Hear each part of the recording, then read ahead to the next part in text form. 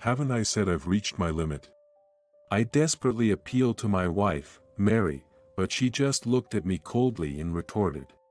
If you've got a problem, why don't you leave? Fine. I'll leave this house. When I left the house, I had divorce papers in my hand. I'm gonna file this right now. After quickly submitting the divorce papers I received from my wife, what fate awaited her and her mother? My name is John White. I'm turning 41 this year. My wife Mary and I have been married for 7 years. We both work and have different jobs. I was raised by my maternal grandparents after my parents died in a car accident when I was little.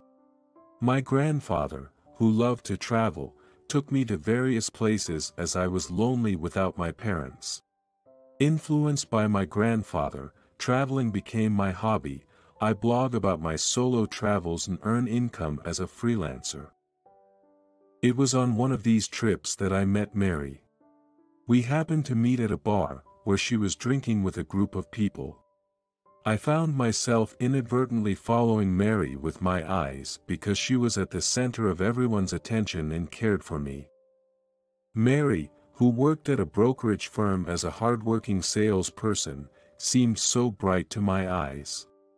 We exchanged contact information, and after a strong pursuit, we started dating and eventually got married.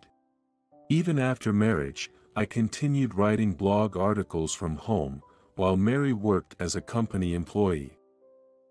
One day, when I was chilling with a cup of coffee, Mary said, John, I'm off to work.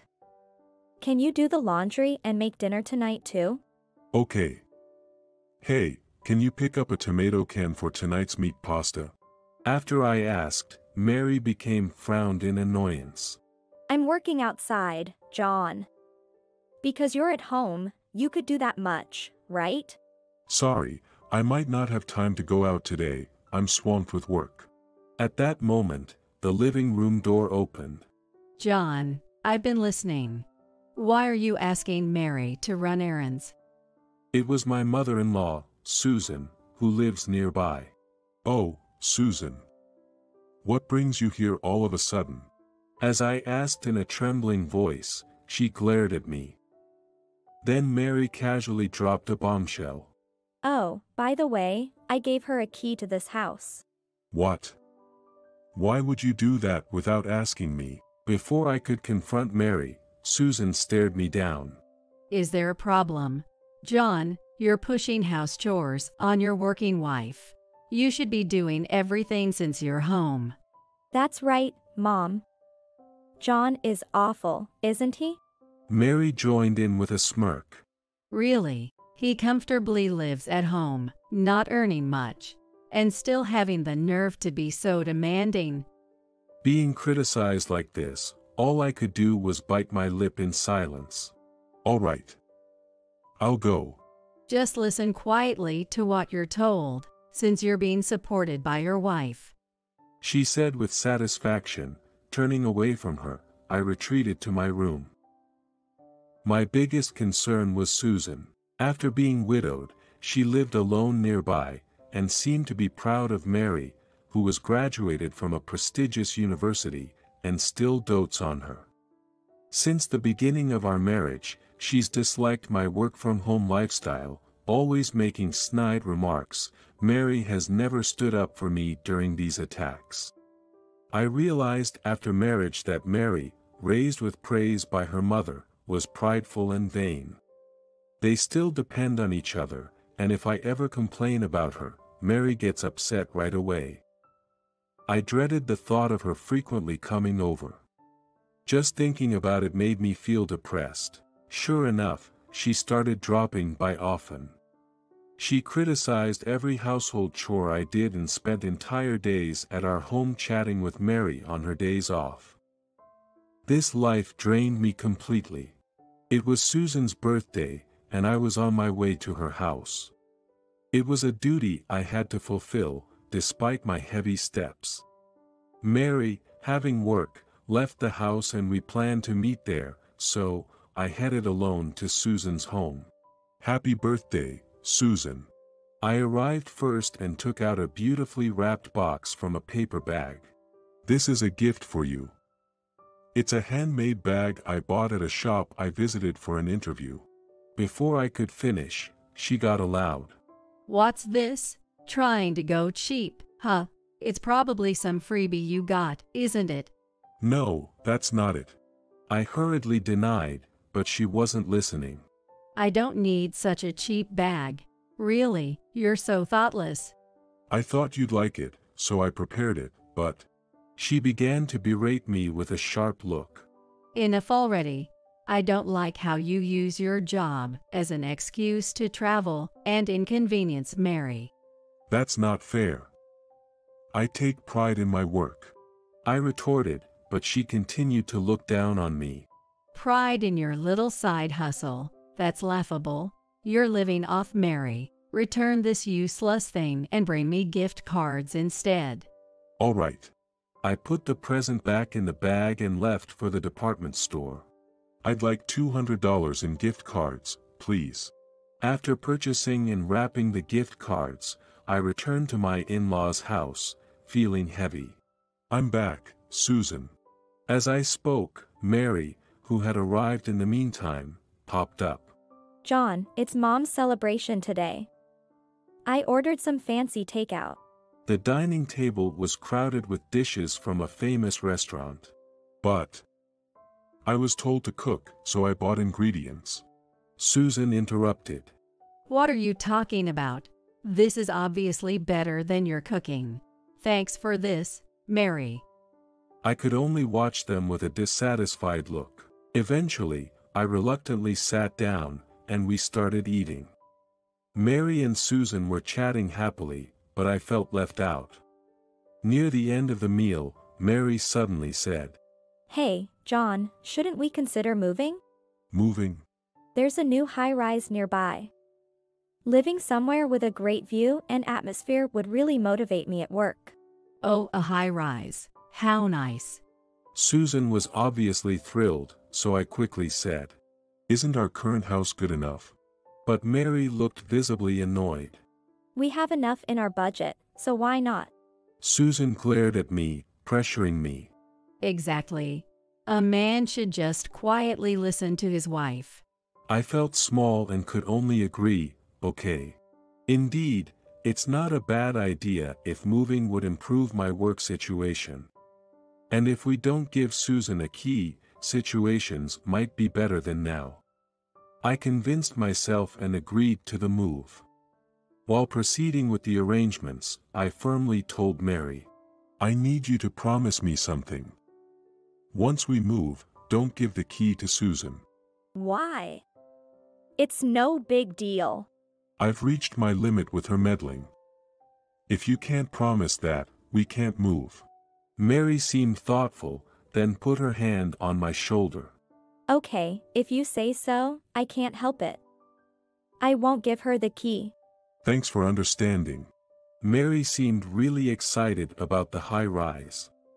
With her promise not to give Susan a key, I felt relieved and continued with the moving preparations. Months later, we moved into the high rise. The location was fantastic, with a great view and a luxurious interior. Living there with Mary, I was finally enjoying a fulfilling life, but the issue with Susan was still looming. Hey, can I invite my mom over today? What, you just invited her yesterday? She started wanting to invite her mother over almost every day. As a result, my stress only increased, leading to more frequent arguments. Please, stop inviting Susan every day. Why not? You said not to give her a key, so I'm asking for permission. That's not the point. The day after our argument, I had to leave for an overnight business trip for an article meeting. On the day of the trip, Mary didn't say much as I left. I headed to my destination, and busily finished my work. Despite the busy schedule, I managed to finish everything and bought some souvenirs on my way home. I realized something was off the moment I opened the door. There was a vase-like ornament that wasn't there before. It was identical to one from my in-laws' entryway. A bad feeling crept over me as I went to the living room, only to find it filled with cardboard boxes. What? What's this? Then, smirking, Susan emerged from behind the boxes. Finally back, huh? You told Mary not to give me a key, didn't you? Well, I won't be locked out that easily. Panicking, I confronted her. Susan, what's all this stuff? What do you mean? I'm moving in. It doesn't matter if I have a key if I live here, right? But what about your previous house? I've already canceled that lease. Proudly, she made me dizzy with her words. Then, I noticed a piece of paper on the table. What? Ignoring me, Mary appeared in the living room, confused upon seeing me. Oh, John, you're back? Mary, what is this? I didn't agree to this. Mary, annoyed, said, scratching her head. What's the big deal? We have extra rooms. I can't live with her. I told you I've reached my limit. Even though I made an impassioned plea to her, she looked at me with such cold eyes and set it off. If you have a problem, why don't you leave? Saying that, she held out a completed divorce papers towards me. Are you serious? Dead serious. Remember, when you defy me, we're getting a divorce. Now, sign it. She forcefully handed me the divorce papers. That's right. Mary and I will live here. So leave, will you? Mary and Susan say so with a look that says it's obvious. Despite everything I'd endured, this betrayal was unbelievable. In the end, they asked me to leave. I don't need a family like this anymore. Biting back tears in my vexation, I calmly stated, "Fine. I'll leave this room." Good, get your stuff and go. I can't wait to see how you manage your life from now. As I packed, Susan's laughter echoed. Mary avoided looking at me, but I had to say, "Mary, are you sure about this?" She looked at me, smirking, and said, You'll probably come back soon. Just cool off. I left the high-rise while Susan was grinning at me. I had divorce papers in my hand. All right, I'll file this immediately. Deciding to part ways with my wife and mother-in-law, I moved on. A month later, relaxing in my new condo, the intercom rang incessantly. Who is it? It's me. Open up now. It was red-faced Susan and Mary on the screen. Initially wanting to ignore them, I let them in to avoid disturbing the neighbors. What do you want? When I said that with a troubled look, Susan snapped. What do you mean by leaving that high-rise? It's obvious. It's already been sold. Her shock was evident as I told her the truth. Sold it. That condo was Mary's property, wasn't it? There's no way you could sell it. Mary's property? What are you talking about? I bought that high-rise myself. What? Susan looked at me, who has a calm expression, and then looked at Mary, who stood there pale-faced and motionless. What's that all about? I sighed deeply, looking straight at Mary. Mary, didn't you tell her? She remained silent, avoiding eye contact. I turned to Susan, who is still confused. You called me a bottom-feeding freeloader, but I'm actually the founder of a travel blog and occasionally appear in magazines and on TV. Magazines? TV? She gaped at me, astonished. I continued calmly. So, I have some savings. By the way, the gift you rejected because it was cheap cost over $1,000. $1,000? Well, I returned it as you wished. And about the food delivery on your birthday, Mary paid for it with my credit card. Her face went from shock to anger, turning quickly to Mary. Mary, then you can just buy back the high-rise from him. You're a top salesperson with a salary of over $100,000, right? You must have some savings. She remained silent. Trying to hold back my laughter, I told Susan. Mary doesn't have any savings. What? Even though Susan again had a surprised look and Mary just stood there, I continued evenly. She's been continuously losing money on stocks. She's almost out of savings. Isn't that right, Mary? No, Mary, that's a lie, right? She grabbed Mary's arm, shaking her, and Mary collapsed to the floor as if her legs gave out. I thought moving to the high-rise would motivate me and lead to success at work. But what? As I questioned her while staring at her, she continued mumbling evasively. I failed again. Instead of buying it back, I can barely afford to live with Mom. What? She panicked. Ignoring her, I crossed my arms and said, I knew it. Mary had no sense in trading stocks.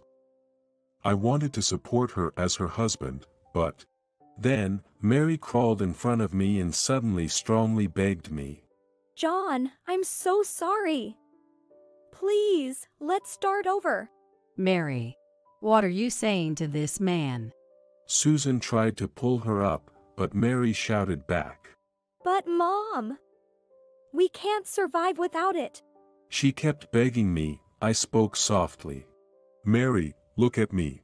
Her eyes filled with hope as she raised her head. I continued gently. You never helped with household chores, saying it was my duty for my work-from-home husband. I'm really sorry about that. She apologized with a paled face. I ignored her apology and went on. You belittled me, saying I should leave, and now this? You takes too much for granted, do you? I wanted to. We're already divorced. I don't want anything more to do with you. Let's go our separate ways. John. As I firmly spoke, she tried to cling to me, but I silently brushed her hand away. Susan, having witnessed everything, cried out in anguish. Wait a minute. What about the high rise and our luxurious life? That's obviously impossible now. I said with a tone of disbelief. She shrieked hysterically. What are we supposed to do now? How about living happily with your beloved daughter? I suggested. She just gaped, speechless. I helped the dejected Mary stand up and ushered them out. The noisy commotion from Susan lingered at the entrance for a while, but it seemed to quiet down when the building manager arrived. Half a year later, I was on a new journey, traveling abroad. The unique freedom of being overseas felt incredibly refreshing. Recently, I received a message. It was from Mary, whom I had parted ways with that day. Apparently, after being evicted from the high-rise, Mary and her mother had moved into a dilapidated house that almost collapses. To pay off her debts from stock trading, Mary worked day and night, and her mother, who had never worked before, took a part-time job in a factory to make ends meet. In her message, Mary expressed her gratitude, acknowledging the hardship of earning money and the lessons she learned. I felt a small knot in my heart unraveled. Just a few days ago, after a long time back home, I agreed to go out for a drink with Mary upon her invitation. I might have taken out my frustrations on you, doing what you love for a living. I'm really sorry. She said, apologizing again. That day, I felt like I truly heard Mary's honest feelings for the first time. It's okay. Thanks to that, I'm very happy now. She smiled wistfully. Going abroad again? Yeah. I'm off again next week. As we parted, she extended her hand. I'll live as hard as you, not to be outdone. Sure. I'm rooting for you. We shook hands firmly. Walking home, I thought about cherishing my work and living my life positively from now on.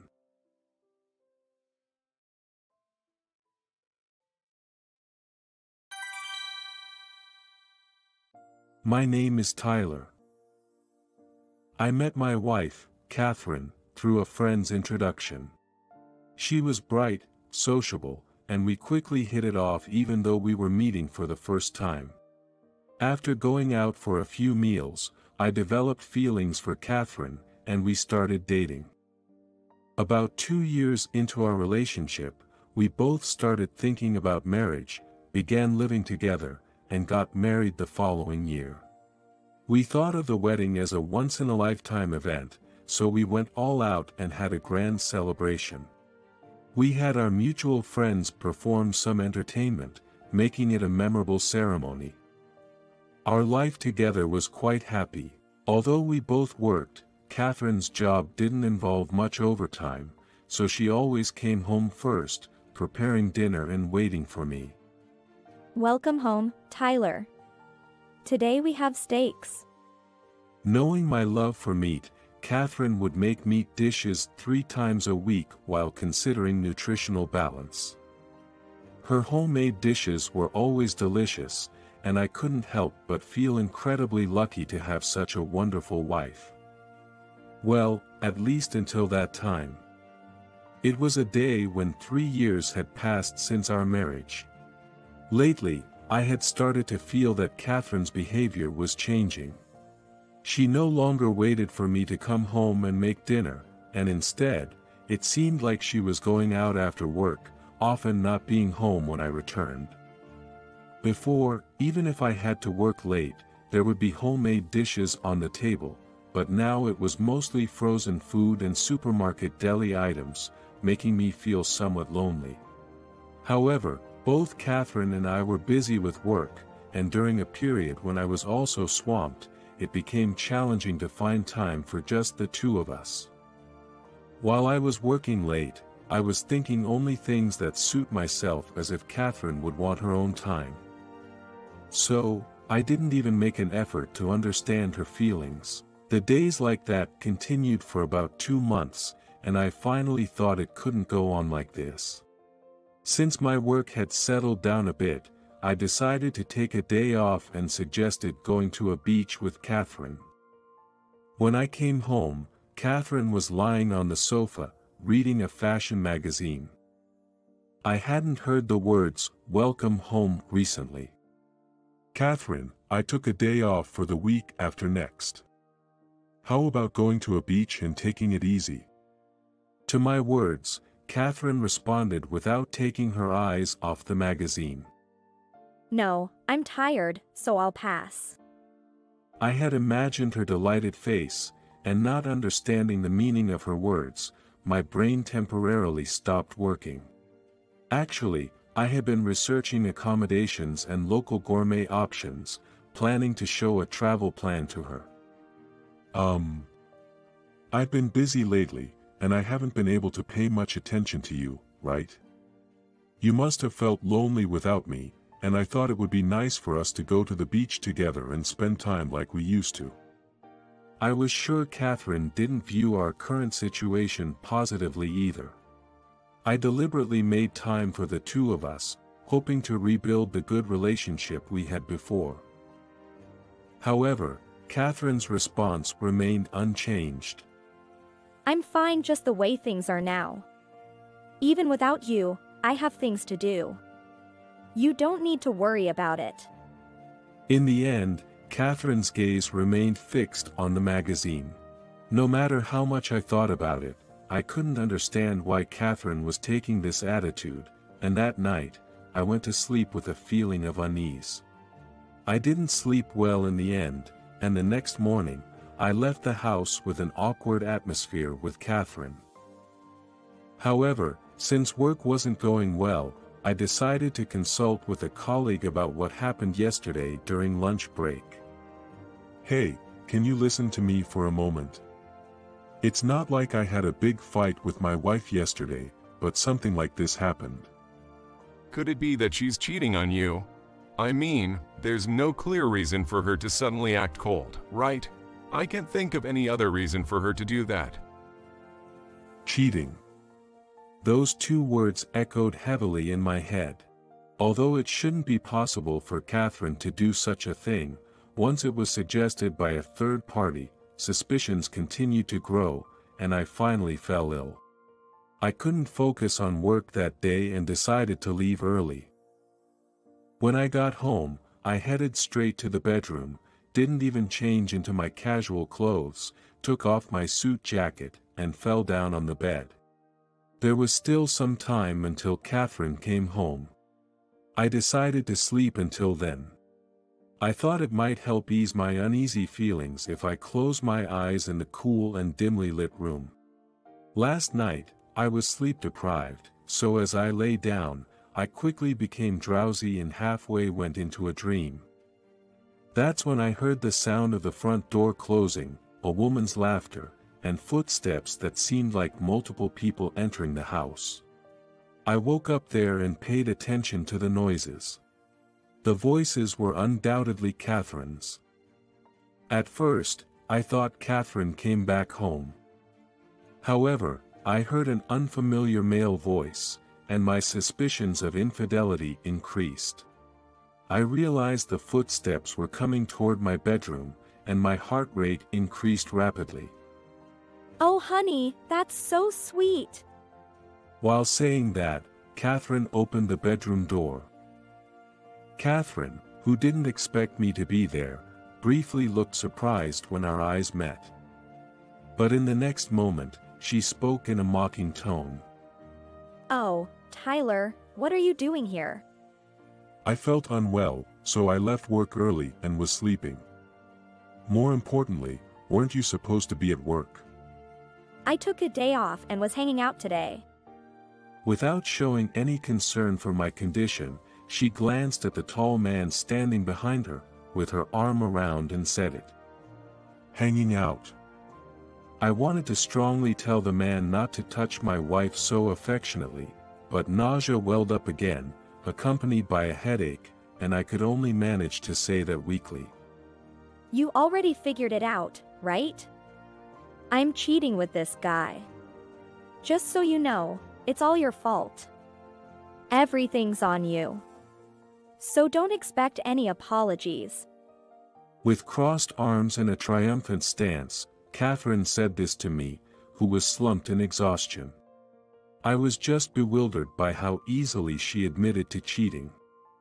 Stop making that face now. You ignored me so much. Jack treats me like a woman, unlike you, and being together heals my heart. He's the company president, so he's sensitive to current trends, always exciting and fun to be with.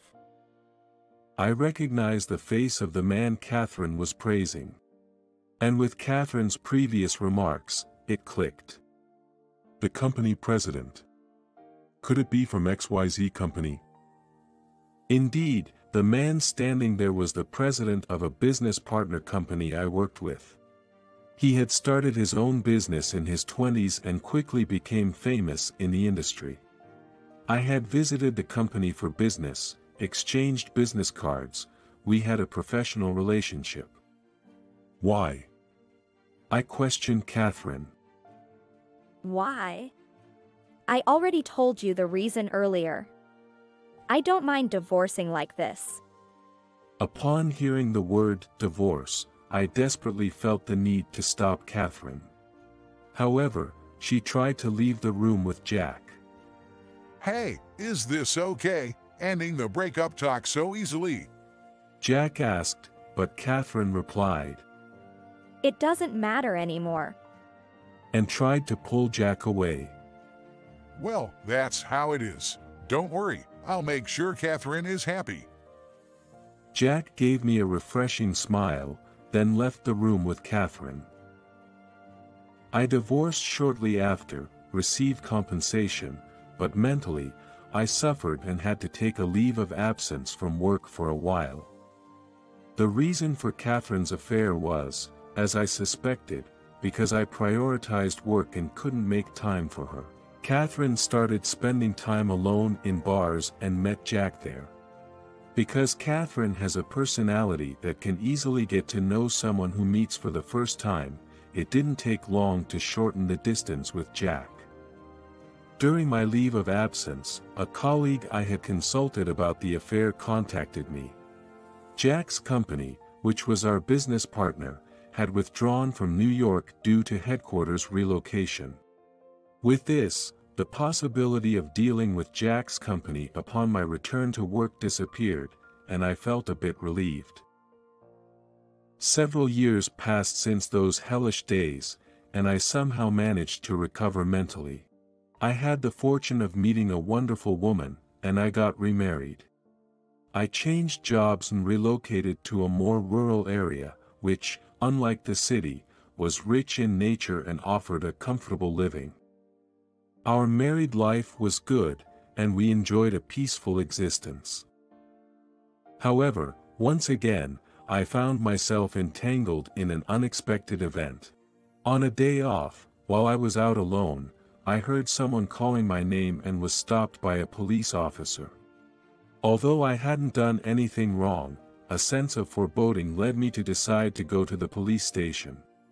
Upon arriving at the police station and being led into a room, to my surprise, there was my ex-wife, Catherine, waiting for me. Upon seeing my face, Catherine became excited and started shouting. There. This person. Officer, this is the stalker. He's been following me. Disgusting. What? Stalker? What are you talking about? Ridiculous. Just when I thought we'd parted ways, now you're stalking me. This harassment has gone too far. Unable to grasp what Catherine was saying in the situation at hand, I asked for an explanation. However, Catherine continued to blame me, and I couldn't see the main point of the conversation. Then, a police officer brought in a man. It was Jack. Hey, I heard from Catherine, but you seem quite obsessive. It's been years since the divorce, and you still have lingering feelings. Despite not wanting to be lectured by the person who was the cause of the divorce, I asked the police officer, who had brought Jack, to explain the situation. It turned out that Catherine had been reporting to the police that she was being stalked by someone who resembled me. The police investigated and found out that I had recently moved to this town, so they came to confirm the facts. I understand the situation. But, Catherine, I had no idea you guys were living in this town. Okay, no kidding, who believes the excuses of a criminal? As Catherine spoke dismissively, anger welled up in me, but the police officer reprimanded me. Is there anyone who can vouch for your innocence? Upon the officer's request, I decided to bring in a certain person. A few minutes later, the person I called arrived. When Jack saw their face, he exclaimed in shock. You, Ellie. Big brother, it's been a while. Yes, I had remarried Jack's sister, Ellie. Jack and Catherine seemed to be in a panic, not understanding what was happening. Jack's affair with Catherine had been exposed to their parents, and so they cut ties with Jack.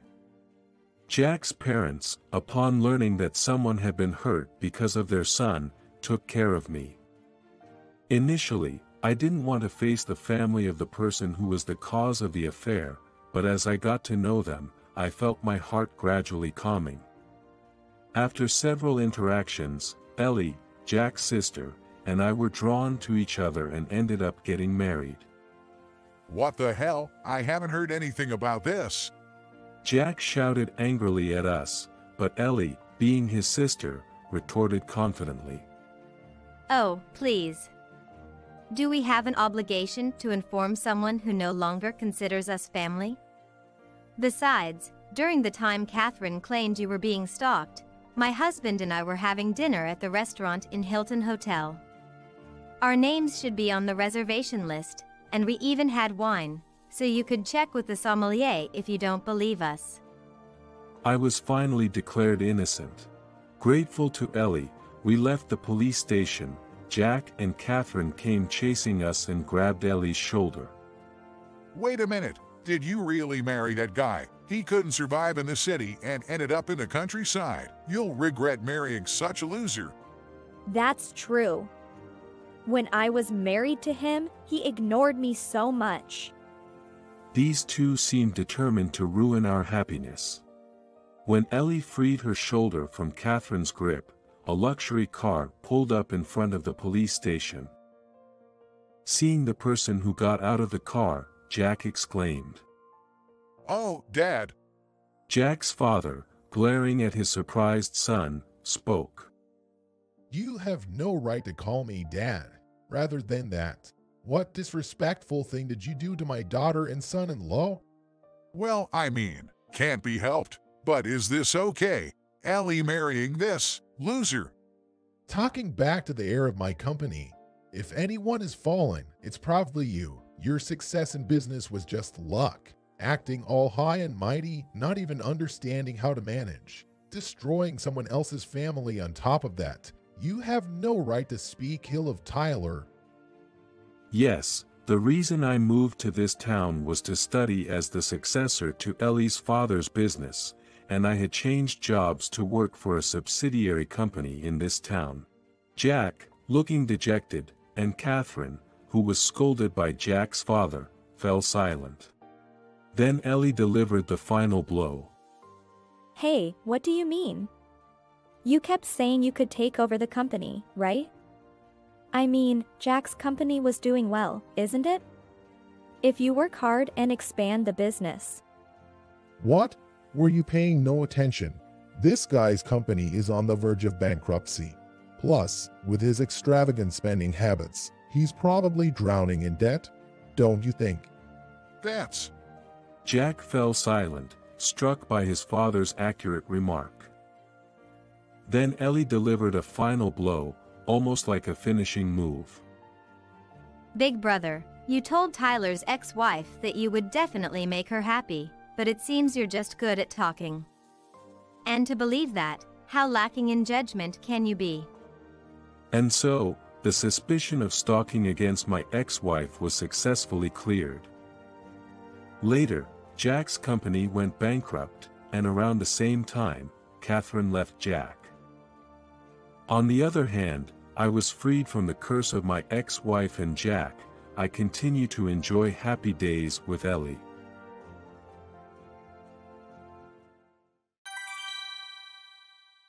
Please listen to my story about stopping my wife's affair. I'm John Smith, 31, an office worker, making about $60,000 a year. My wife, 29, an office worker, making about $45,000 a year. The other man, 30, an office worker, married with kids. My wife and I were senior and junior members of a sport team in college. I got into high school and college on an athletic scholarship. My wife got in via regular admission, so she was in the same team as me, but we hardly interacted. I think we first really talked at an alumni gathering after graduation. That's when I fell for her at first sight and pursued her aggressively. We dated for about a year before getting married. I was 26, and she was 24 at the time. Afterward, I worked for a manufacturer, and she worked in a trading company's general affairs department, and we got along pretty well. Then, this February, I returned from a week-long business trip. And something about my wife seemed off. She hardly ever played games or texted on her phone before, but now, she was constantly carrying her phone around, even taking it to the bathroom. During this time, her phone was buzzing with notifications. I must have looked suspicious because my wife started making excuses without me even asking. I ran into an old classmate, and we've been catching up on WhatsApp. I became full of suspicion. That was the moment I decided to check her phone. That night, I went to bed early and pretended to sleep, waiting for her to fall asleep. Around 3 a.m., once I was sure she was asleep, I looked for her phone charger, but the phone wasn't there. Looking around, I found the charger plugged in next to the bed. The cord was under her pillow. Bringing her phone into bed was something she had never done before. I waited for her to turn over, then carefully slid my hand under the pillow, and after some time, I managed to get her phone. Luckily, it wasn't locked. When I checked WhatsApp, the first thing I saw was a message saying, "I love you." I felt dizzy for a moment. Looking through the chat, it seemed the other man had come to town for a business trip 2 days ago, and they happened to meet. They exchanged contact information. Since I was away on a business trip, they had dinner together just once. The other man had tried to make a move, but he ran out of time. He had to go back home. The chat continued, and it seemed like I came back from my trip in the middle of their conversation on WhatsApp. The most shocking part was finding out that the other man was probably an ex-boyfriend, with messages like, "You were my first," and, "That's my most precious memory." I thought about confronting her right then and there, but if she said it was just a joke, I wouldn't know what to do.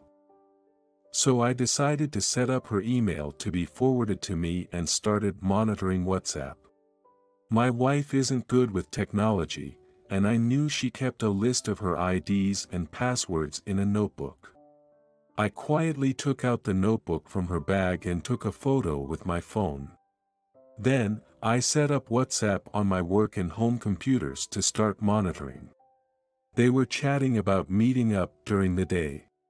My anger reached its peak, but after giving it some thought, I realized the other man's home was a plane ride away, so they couldn't easily meet.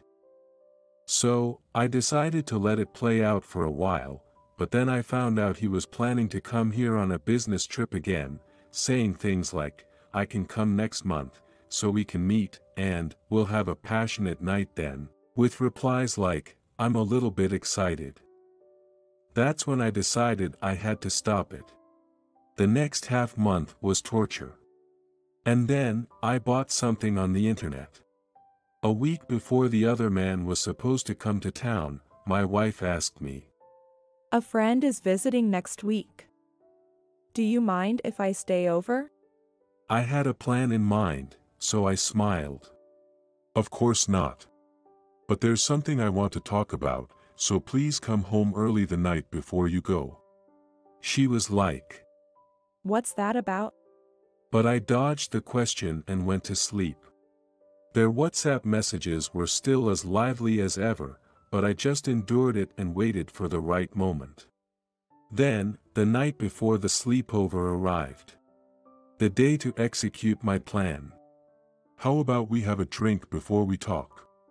Knowing my wife loves alcohol despite her low tolerance, I made her a sweet but strong cocktail. During this, I played the part of the best husband. Thank you for being with me up until today. Let's keep looking out for each other.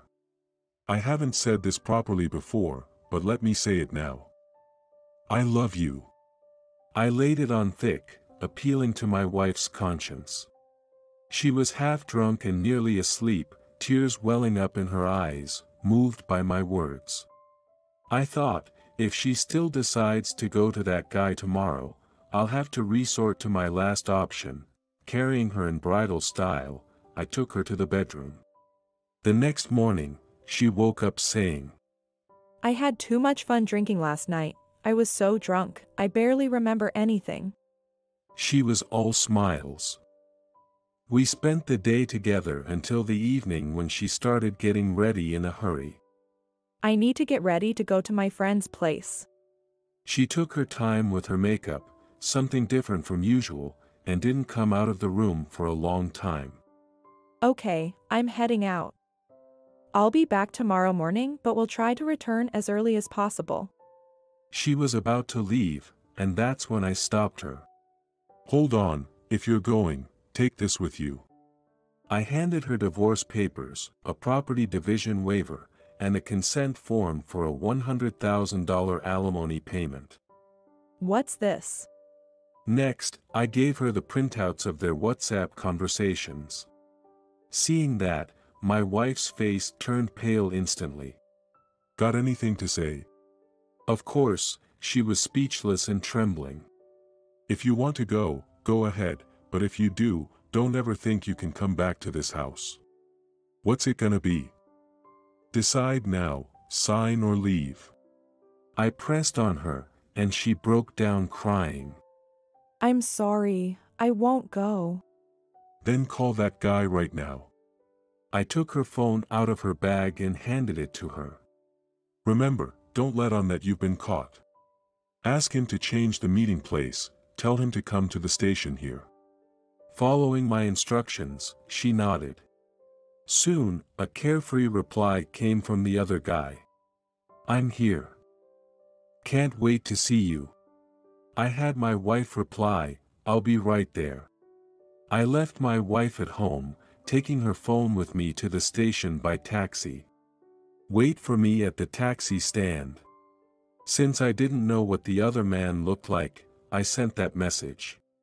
Then, a flashy suited guy, obviously sleazy, showed up at the taxi stand, his phone in hand.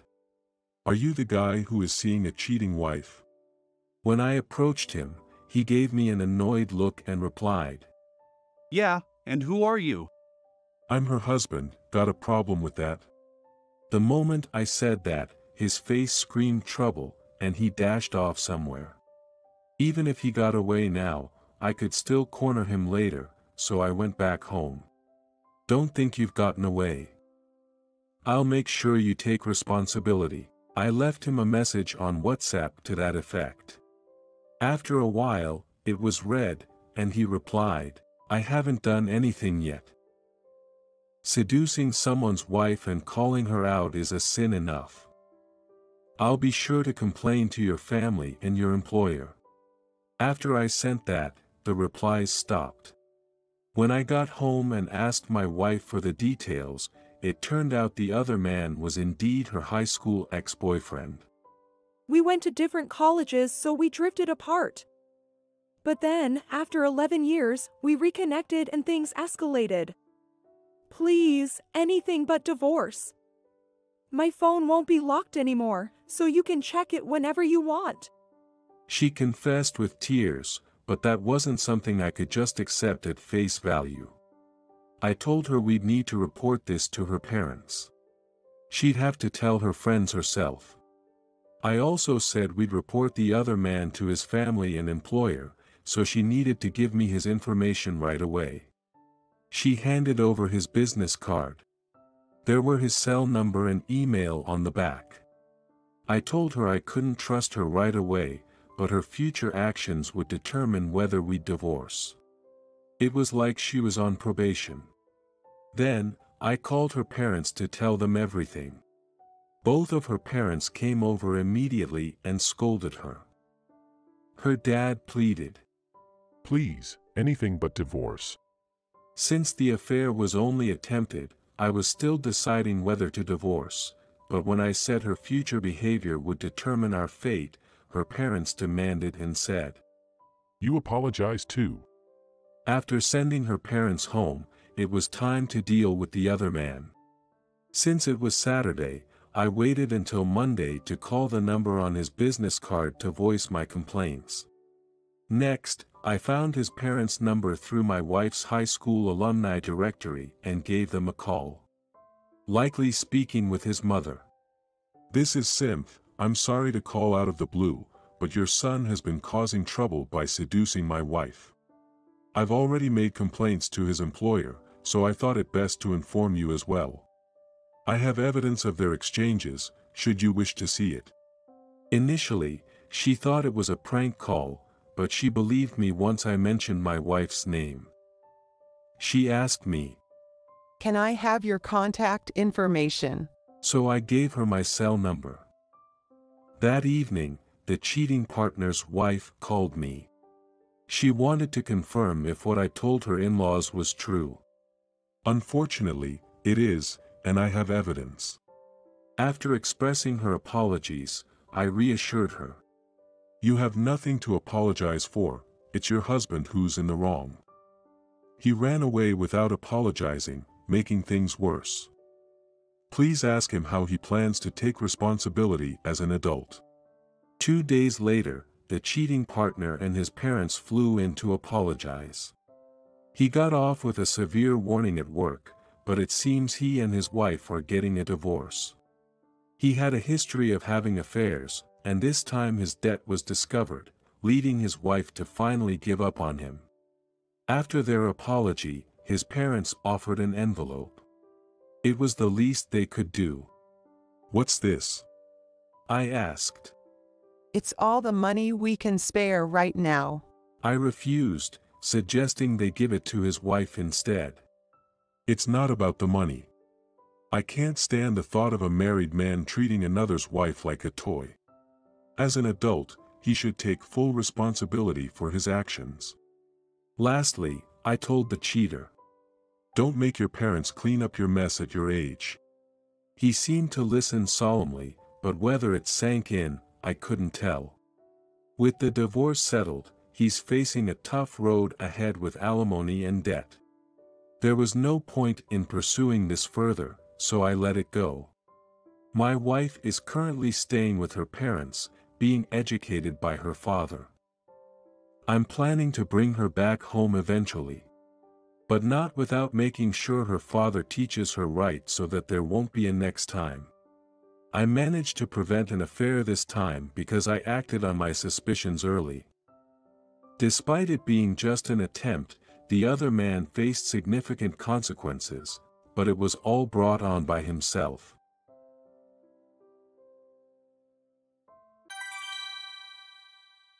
My wife accidentally left her phone at home.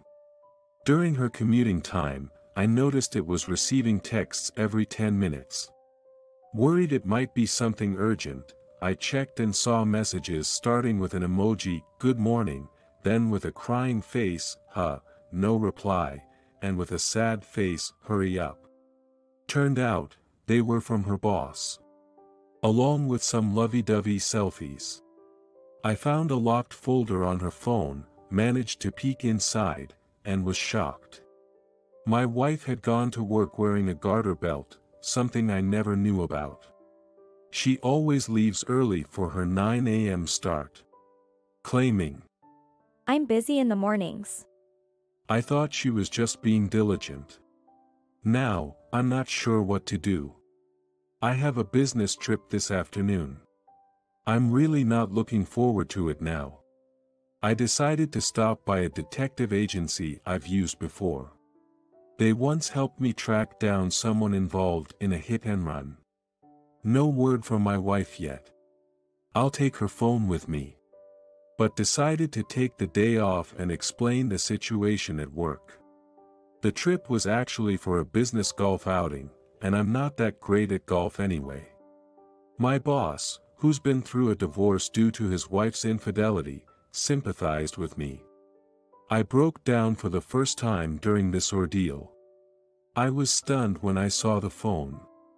Following my boss's advice, I took a picture of the incriminating messages on my wife's phone alongside today's newspaper to timestamp the evidence. I'm 38, my wife is 32. We have a 1-year-old child. We've been married for 4 years. She just returned to work from maternity leave this April. Since her return, our marriage has been, well, without intimacy. Seems she's been finding satisfaction elsewhere. The timestamps on the pictures indicate this affair started right after she returned from maternity leave. It's like she's not even my wife anymore. I've finished discussing things with the detective agency. I'll put her phone back like nothing happened. They gave me some bugs and cameras to set up at home in case her lover comes over. I'll start tailing her after work and see where that leads. The man is already known, and the detective agency is truly professional.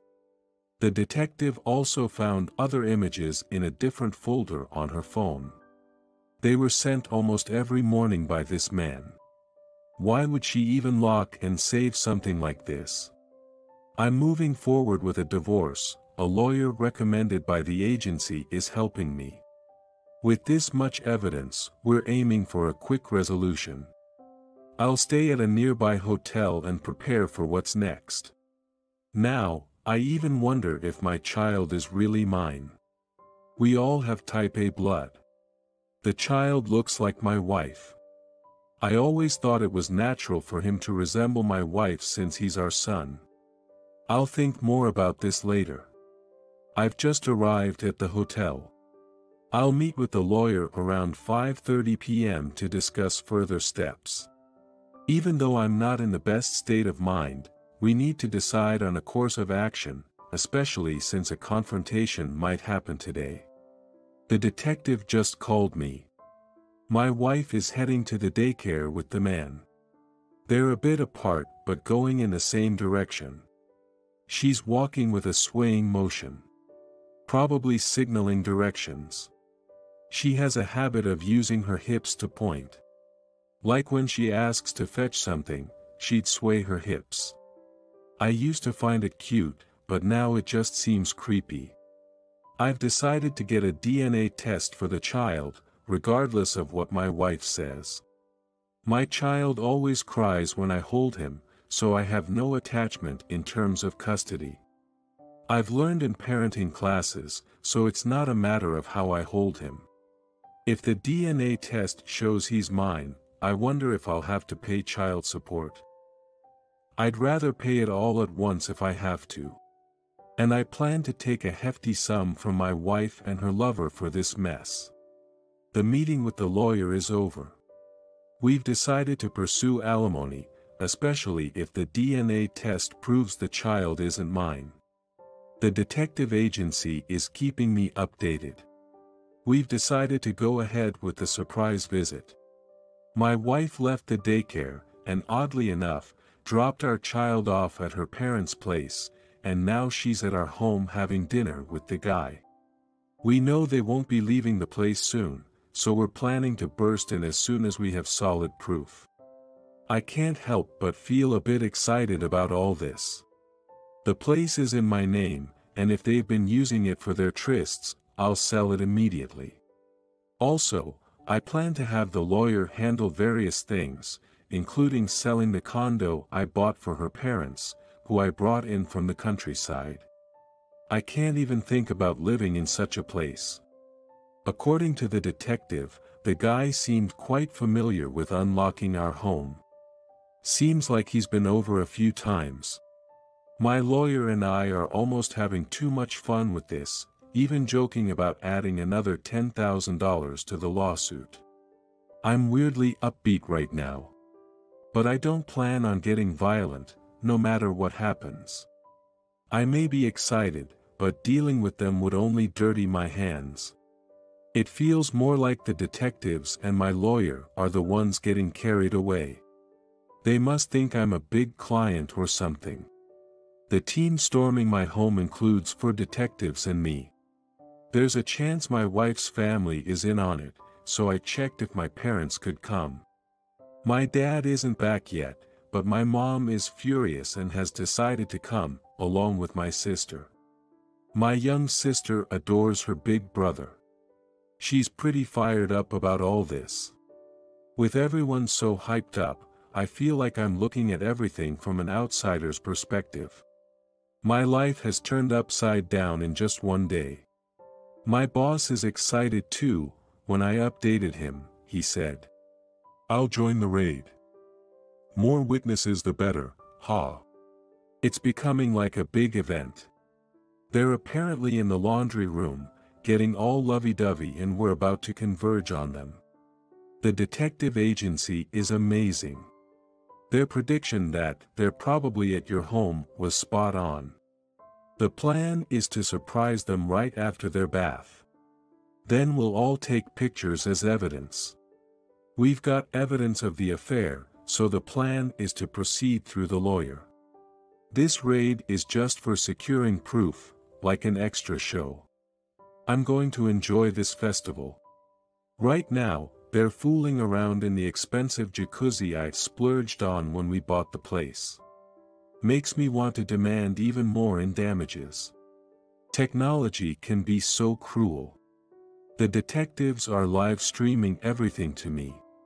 My sister just arrived at the meeting place and said, "I've got firecrackers." "Wait, why does she have those?"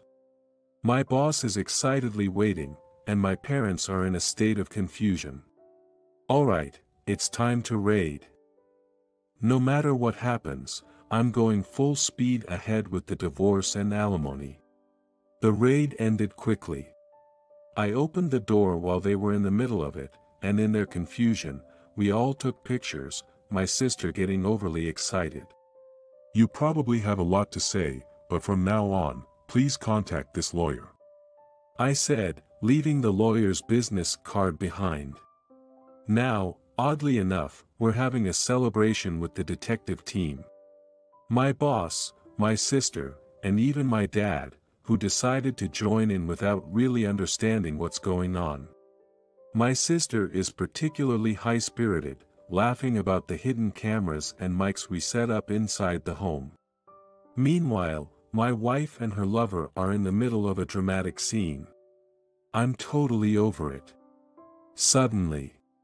The hardest part was probably the neighbors coming out, wondering what's going on, like they're picking up gossip. Well, I have no intention of going back now anyway. I'm planning to demand over 6 figures in damages from both my wife and her lover.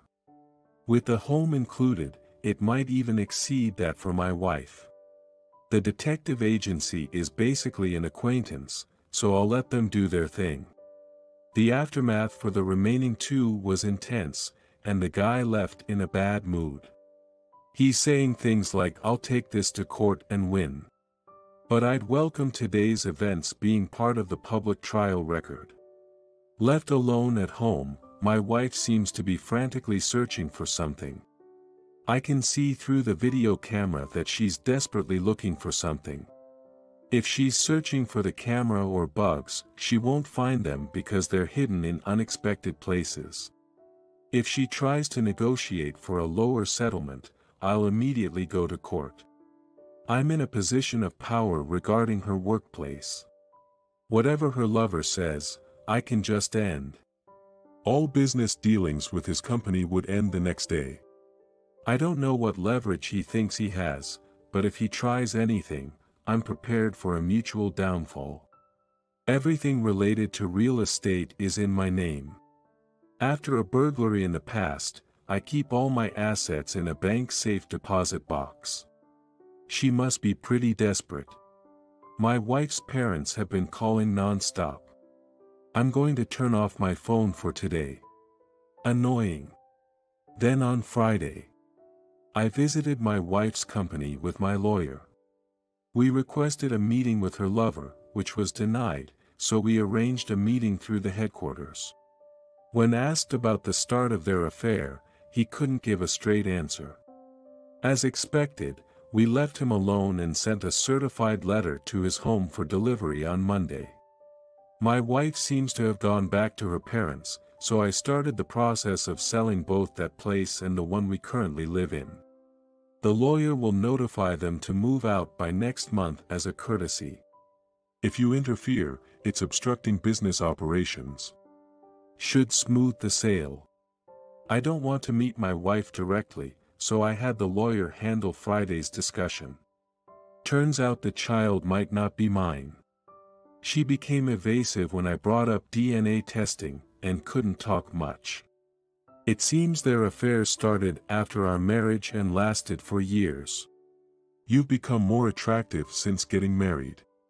She mistook the words as a compliment, not harassment. Now realizing she can't contact me directly, my wife's parents apparently stormed my parents' place. My sister, who lives there, and her husband are handling it, but they're just saying. Talk through the lawyer. My mother is furious, saying. I always knew that daughter-in-law was like that. Her family lacks common sense.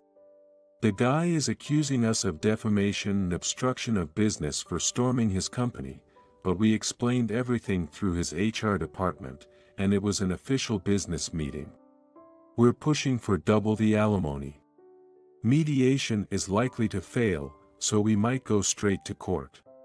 When I told him, if visiting your workplace is defamation, I'll visit your home. He begged us to not do that. My wife just cries when she talks, screams when I propose something, and goes into a rage when I bring up the child. Meanwhile, her parents are in the background saying, Our daughter did nothing wrong. And The child is yours. making any discussion impossible, we'll talk when things settle down. My wife's parents have always belittled me. They never paid their taxes properly and started collecting Social Security as soon as they turned 60, receiving less than $1,000 a month combined. I ended up paying for most of their living expenses and they would always come to me for money. I never expected it to go this far. They seem to want me to reconsider. But I feel they should reflect on their past behavior first.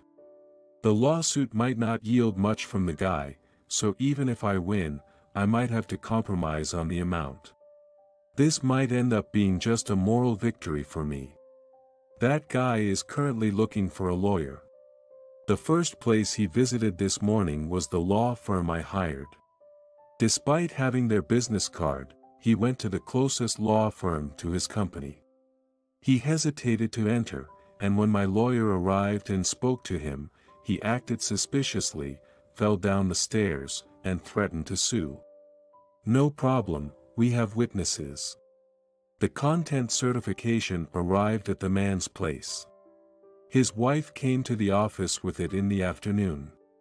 After being scolded by my lawyer for opening it without permission, she was sent on her way.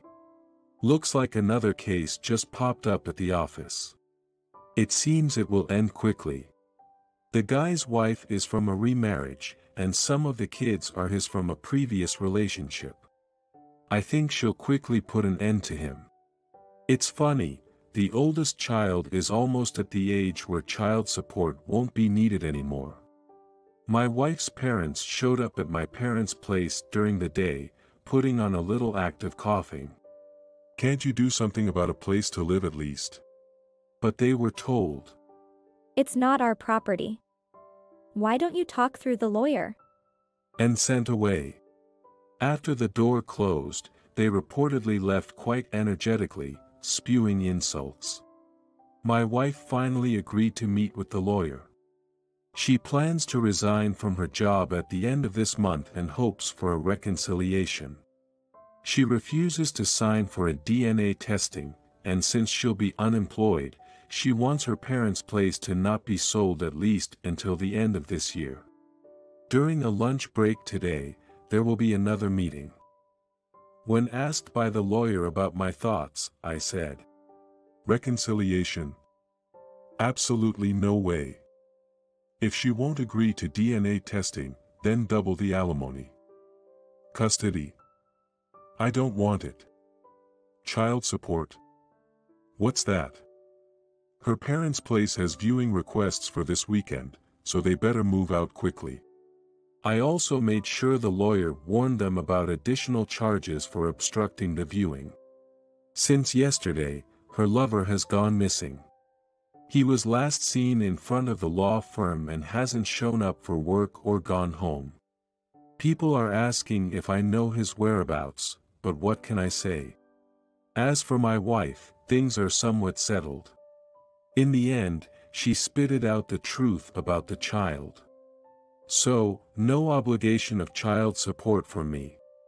It was either double the alimony or tell the truth, and she chose the cheaper option in the short term. Funny, the child turned out to be another man's, so ultimately, she'll pay double alimony and get no child support. Regarding the home, we've agreed to her moving out this week to a new place. It's amazing what you can find. A rundown basement with no private bathroom.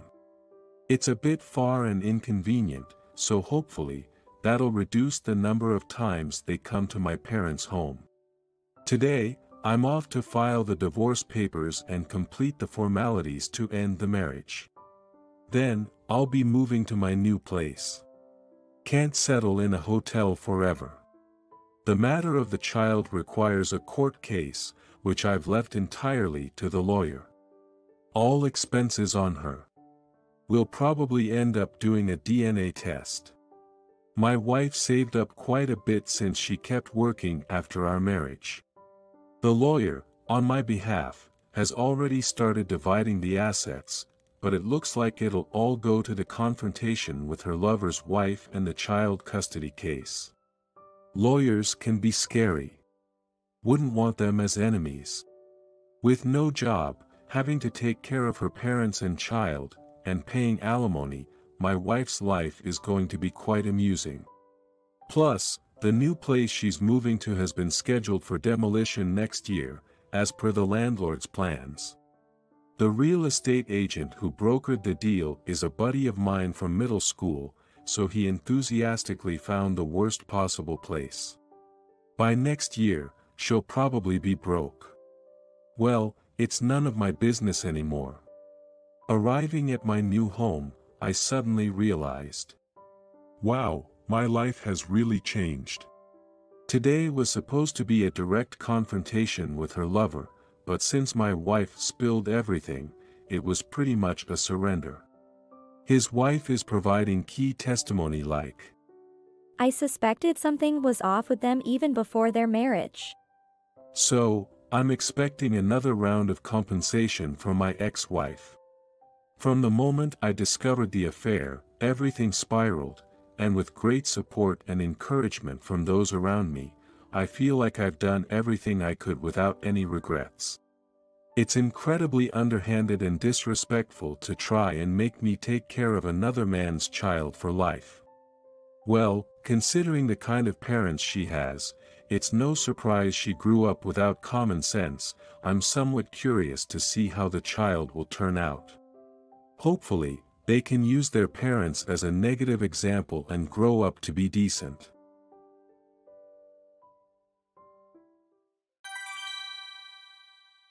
Also, please sign this, she said, bringing out a divorce paper. Her part was already signed. Laughing in a high-pitched voice, she taunted, I'm divorcing a useless loser. I'll be demanding alimony. Fine. I replied.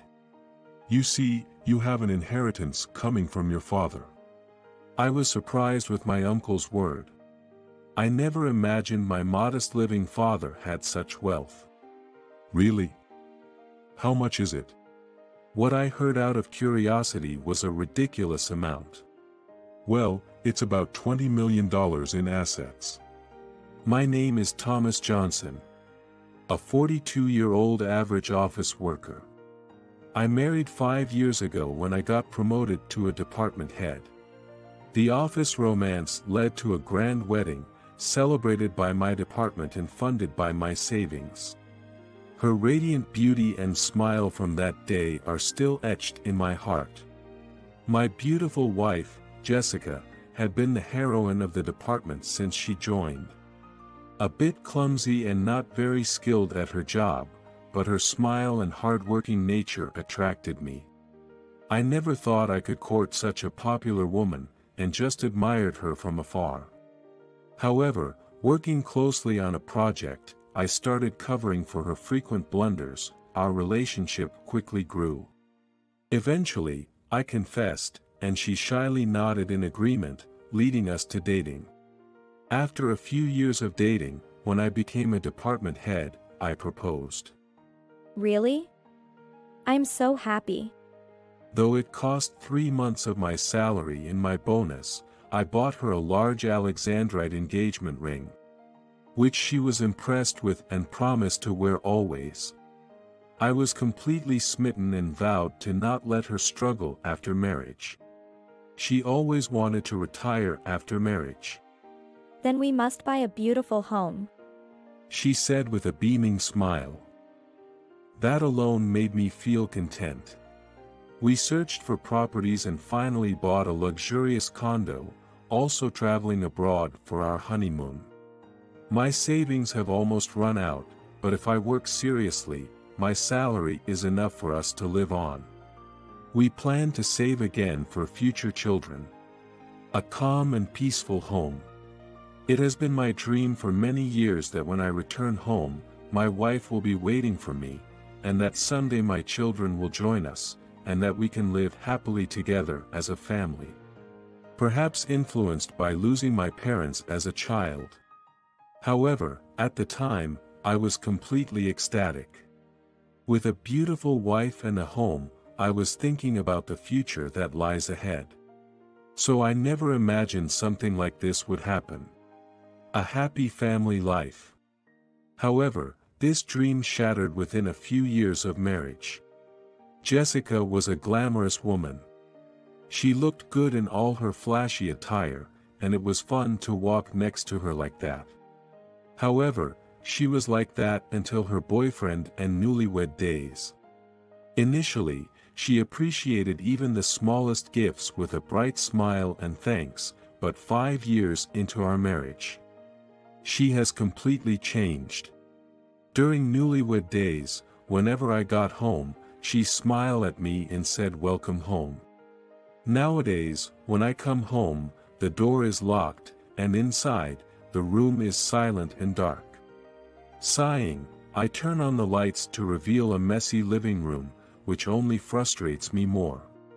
Resignedly, I tidy up a bit and change from my suit into room wear, then head to the kitchen.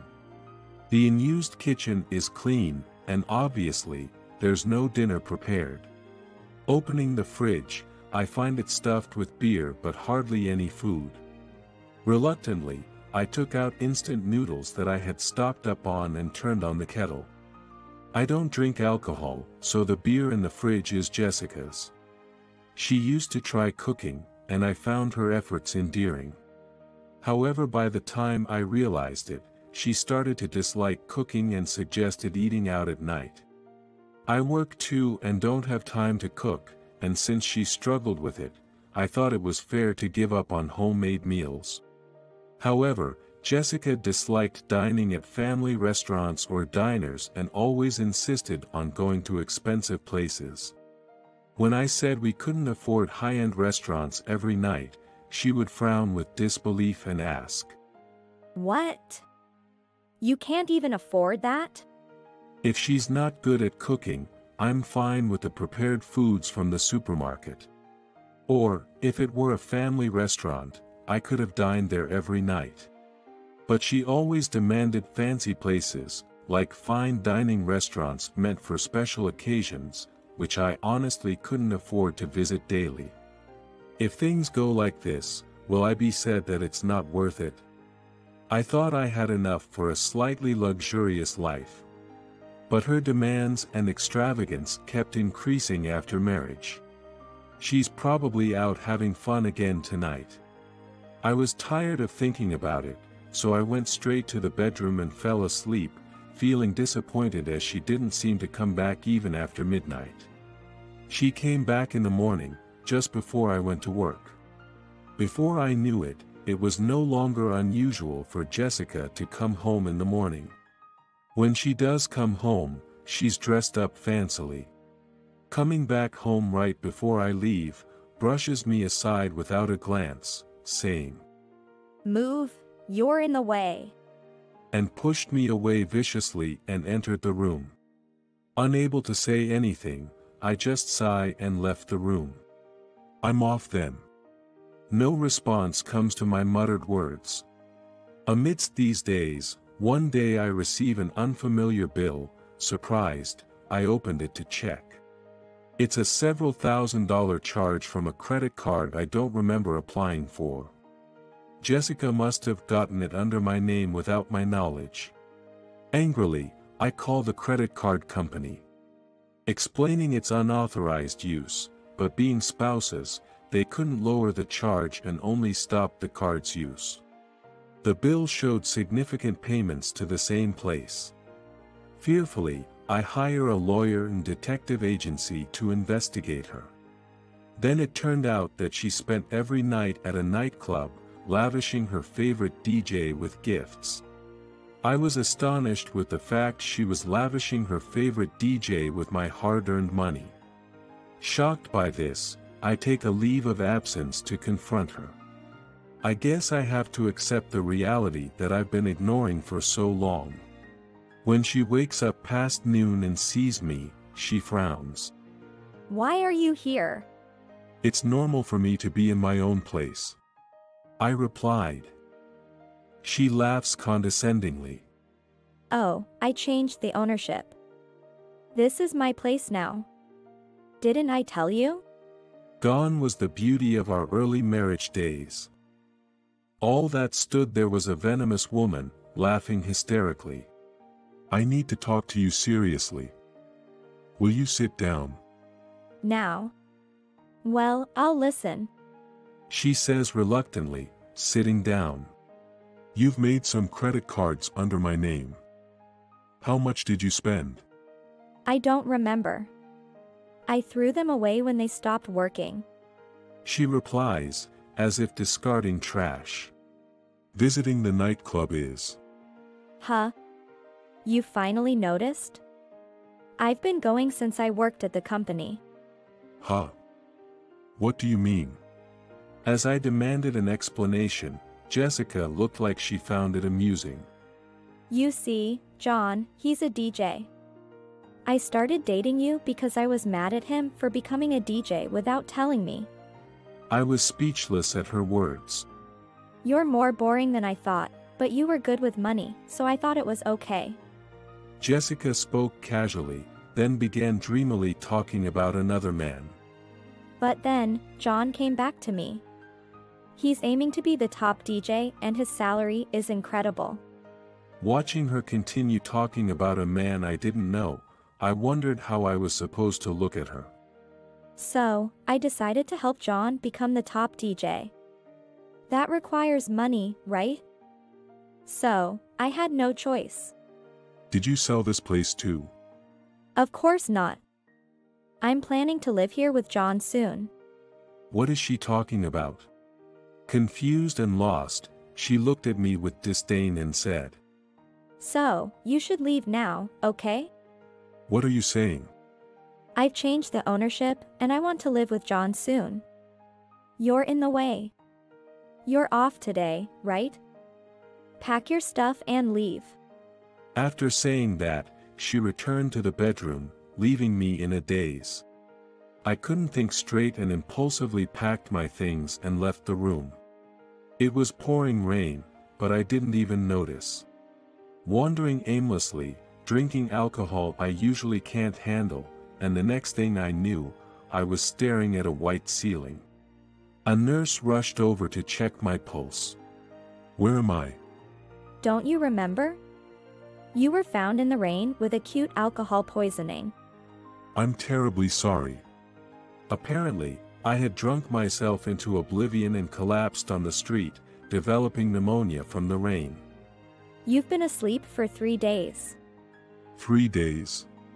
Yes, your coworkers visited a few times. It seemed I had been asleep for a long time. Probably due to the mental stress also. Oh, it looks like you have a visitor. Seeing a shadow peeking through the door, the nurse said. Okay, then. And left her seat. As the nurse left, Jessica and a strange man entered. He had a well-groomed face, blonde hair, and a flashy suit, probably the DJ Jessica mentioned. Oh, you're alive. I thought I might get the insurance money. Hearing this, I was horrified. How much insurance had she put on me? Oh, and I threw away all the stuff you left in the room. I see. My room was simple and I didn't have many personal belongings. What I had taken with me was enough. Also, sign this. She handed me a divorce paper. Already signed on her part. Laughing in a high-pitched voice, she said. I'm divorcing a useless loser. I'll be demanding alimony. Fine. I had no energy to argue and signed the divorce paper, then handed it back to her. She happily left with her lover, holding the divorce paper. At that point, I felt like giving up. Overwhelmed, I lay down on the bed and fell asleep. During the next few days, 2 unexpected visitors came to see me. One was a police officer, asking if I remembered being pushed or anything about the accident, but I couldn't recall anything. The officer looked skeptical, but what could it have been? The second visitor was a well-dressed middle-aged man. I didn't know who he was, but he seemed very interested in my past. However, I didn't have much of a past to tell. I lost my parents in an accident when I was young. It seemed they had no relatives, so I grew up in an orphanage. The orphanage was a rough place, and I don't have many good memories from there. After graduating high school, I took a gap year to save money and then went to college. As I shared these details, the man teared up. Who are you? I asked. Oh, I'm sorry for not introducing myself earlier. I'm Ryan Johnson, your father's brother, your uncle. Huh. I had never heard about my parents' relatives. Maybe I was too young to remember, but no one came for me, so I assumed I had no relatives. Your parents eloped and got married. At that time, my father, your grandfather, was very angry. He explained how they were disowned and removed from the family registry. However, as time passed and my grandfather's anger subsided, he received a letter and photo of his grandson, me. He tried to reconcile and searched for my parents. But by then, they had passed away. Shocked by the news, my grandfather fell ill. Since then my grandfather searched for information on how my parents lived and where his grandson had gone, using information centers and other sources. But my parents were already memorialized as unknowns, and my whereabouts in the orphanage system were unclear. You recently used a detective agency, right? It's under our control. We investigated, suspecting it was you from your name. So, you really are my uncle? Yes, I am. I know you've been through a lot. We'll be here to support you now. His kind words made me tear up. I had been alone for so long, it was overwhelming to finally feel this sense of security. It was my first experience being told that I could feel safe like this. I then shared everything with my uncle. My marriage with Jessica, her betrayal, and how I ended up in debt. My uncle comforted me, saying I had done well. His warm touch made me break down crying. Then, my uncle pats me on the head and tells me that I did my best. For some reason, that hand felt so warm that I started crying. We'll handle your divorce. She picked a bad time, though. What do you mean? I asked. You see, there's an inheritance meant for your father that you'll receive. Let's start the inheritance procedures. I was astonished. I never imagined my modestly living father had such wealth. Really? How much is it? I asked out of curiosity. The amount he mentioned was staggering. Well, the assets are about $20 million. A week later, I returned to work. My colleagues congratulated me on my recovery, showing concern. Then, when I announced my divorce at the same time as I was discharged from the hospital, my colleagues looked at me with indescribable expressions on their faces. There was an indescribable look of pity on her face, and I wondered if they knew her true nature. No, to be precise, it seems that rumors about her started after we got married. Everyone was considerate and didn't let me hear them, but at that time, Jessica was apparently flirting with other male colleagues too. In fact, after our marriage, many realized they had been betrayed, and it was speculated that she chose me because I gave her the best engagement ring. But seeing me happy and seemingly successful in my marriage, they thought it might just be rumors. However, the female colleagues were quite critical, saying they always knew she was after money. They knew about her extravagant spending and her complaints about her boyfriend becoming a DJ. At that time, I was too caught up in the moment and close to getting married, so no one said anything. But now, there seems to be a sense of guilt for not having said anything. It's not anyone else's fault because it was due to my thoughtlessness. In the end, I was able to meet relatives I thought I didn't have. I said with a smile, lightening the atmosphere in the office and feeling happy to be back at work. After being kicked out of the condo, I'm now living in a condo owned by the Johnson family. It's a very nice condo, and although I offered to pay rent, I was told it was originally an asset meant for your father. Live there without worry. But surely this luxurious condo isn't part of my $20 million inheritance. I was told that the estimated cost was $20 million, and in a situation that seemed unrealistic, I was just trying to return to peace. In the midst of these surreal events, my cell phone suddenly rang loudly. It was Jessica. What could she possibly want now? Hiding assets from your wife. How low can you be? And why should I have to pay alimony? A deafening voice came from the phone. Confused, I replied. What are you talking about? The divorce. You should have just paid the alimony quietly. Why are you taking me to court? I had completely forgotten about the civil suit, being preoccupied with my hospitalization and reuniting with relatives. However, I thought that she filed for divorce and that was the end of it. And you said you had no relatives. What is this about being the grandson of the chairman of the Johnson conglomerate? I didn't know. The divorce is invalid. She was ranting and raving, and I couldn't make sense of it all, so I quietly hung up and blocked her number. After consulting with my uncle, we decided to meet with Jessica over the weekend. The reserved restaurant had a private room, and when I arrived, Jessica and her lover were already seated, glaring at me. Don't worry, I've already taken care of everything. My uncle said, patting my shoulder as we sat down to talk.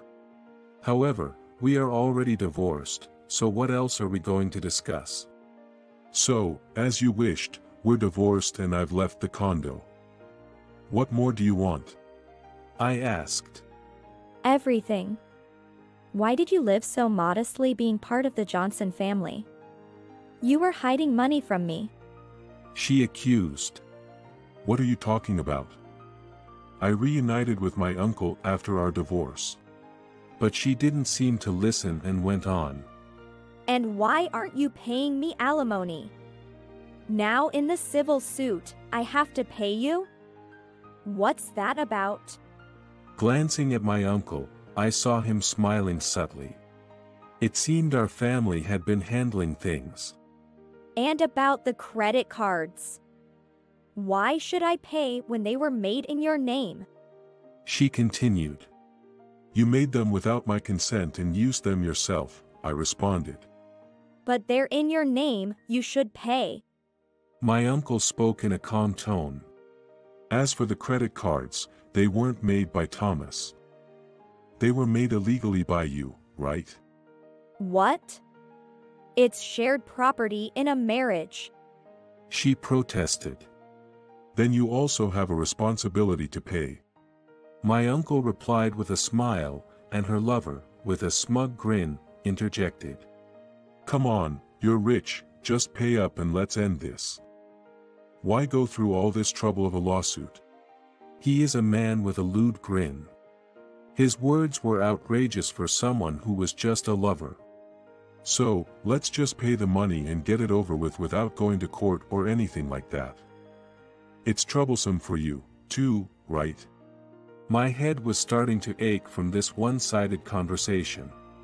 But my uncle's next words changed the man's demeanor. If that's how it is, let's proceed with a criminal lawsuit for credit card fraud and marriage fraud. What? This guy's just a fool, and Jessica got tired of him, that's all. Even so, under American law, there's no obligation to pay alimony to a cheating partner. My uncle continued in a lower voice. Well, I'm willing to pay the necessary amount regarding the divorce. But insurance fraud, that's something I cannot overlook. What?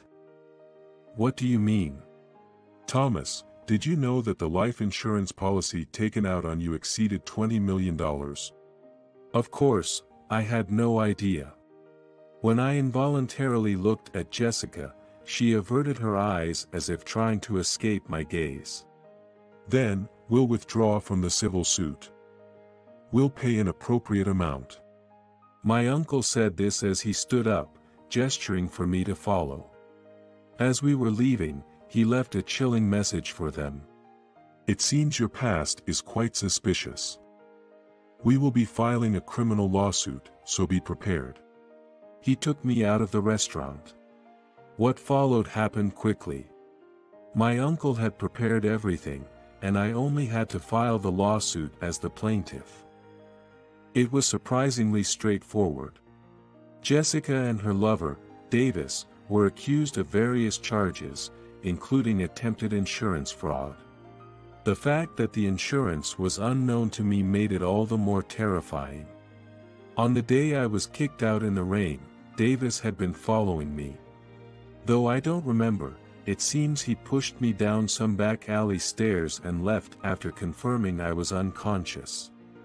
I was told by the doctors that if I had been found any later, I might not have survived.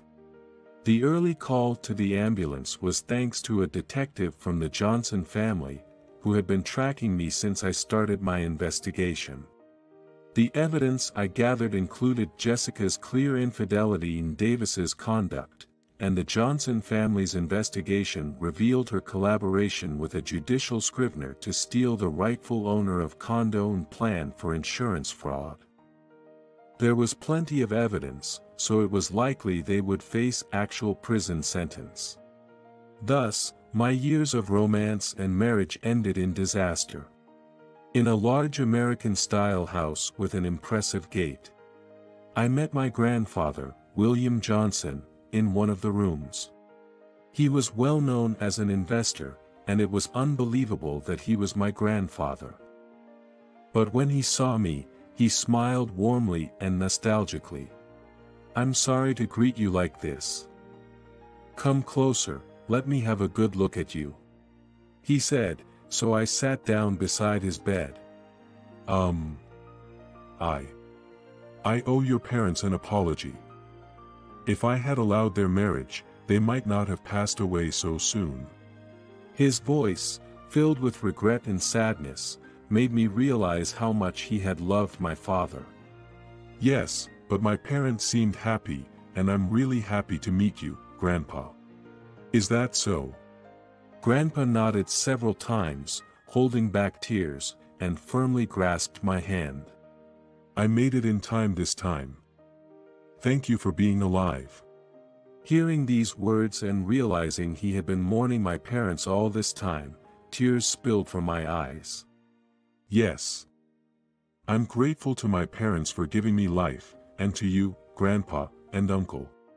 As I spoke, Grandpa and my uncle, who stood by the bed, looked at me. "Thank you for finding me. I had thought I was alone in the world and rushed into marriage seeking a family. That was a failure, but now I have found my true family. There couldn't be a greater happiness. Now, I'm living happily with my family."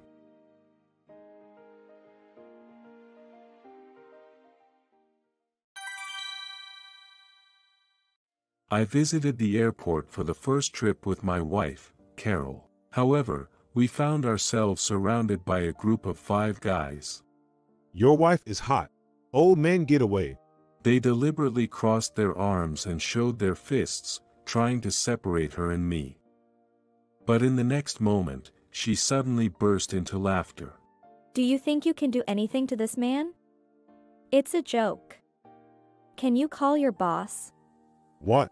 Later, when the boss appeared and saw her face, he started trembling uncontrollably as if all the blood drained from his body. "My name is Brian Williams. It seems that I'm 33 years old this year. I am a large stature with well-developed muscles. I have what you might call a lean muscular physique.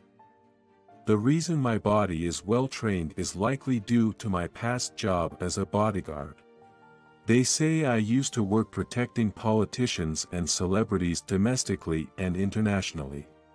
However, during a mission accompanying a client to a rural area, I suffered a severe injury while protecting the client.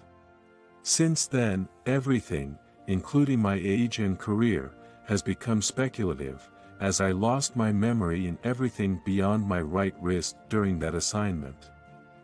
My earliest memory is of the view from a hospital bed. A stark white ceiling and white bandages wrapped around me. In that helpless situation, Carol, my girlfriend, was my only solace.